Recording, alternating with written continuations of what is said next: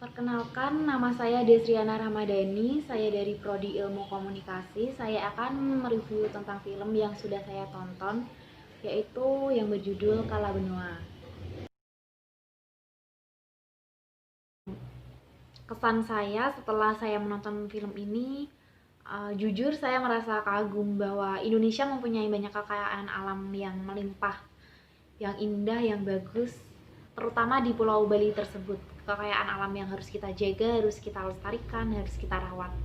Selain itu, saya juga kagum dengan warga Bali, rakyat Bali, karena mereka sangat menjunjung tinggi sekali solidaritas mereka. Selain itu, mereka kompak sekali dalam menolak adanya reklamasi tersebut, reklamasi yang dapat berdampak bagi pekerjaan mereka. Pendapat saya, seharusnya investor-investor itu dapat mencontoh sikap warga Bali dalam menjaga, melestarikan, dan merawat lingkungan kekayaan alam yang ada di Indonesia. Teluk Benoa merupakan sebuah pulau yang berada di Provinsi Bali, di dekat kota-kota. Teluk Benoa mempunyai luas sebesar 1.400 hektar dan dapat dilihat dari Tanjung Benoa.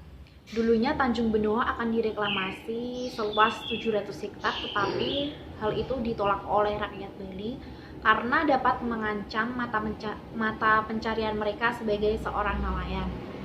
Pada tahun 2011 telah dibangun jalan tol yang melintasi Teluk Benoa, tetapi saat itu Teluk Benoa masih merupakan kawasan konservasi. Setelah 1 tahun kemudian, investor PT TWBI mulai menjajahi proyek reklamasi. Pada tahun 2014, status Teluk Benoa telah diubah menjadi kawasan budidaya.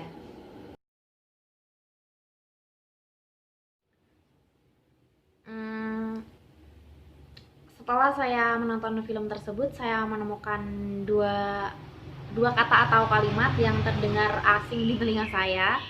Kata pertama yaitu AMDAL. Setelah saya cari di Google, ternyata AMDAL itu merupakan singkatan dari analisis dampak lingkungan. Yang kedua yaitu revitalisasi. Setelah saya cari, revitalisasi itu merupakan suatu proses atau cara dan perbuatan untuk menghidupkan kembali suatu hal yang sebelumnya terberdaya.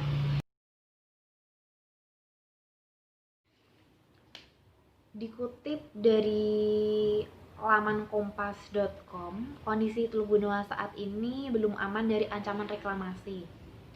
Menurut keputusan Menteri Kelautan dan Perikanan yang menetapkan Teluk Benoa sebagai kawasan konservasi maritim, belum cukup untuk menyelamatkan Teluk Benoa dari ancaman reklamasi.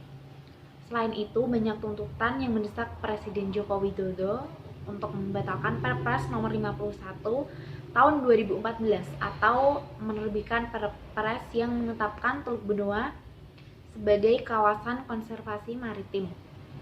Kemungkinan aksi ini akan terus berlanjut hingga tuntutannya terpenuhi.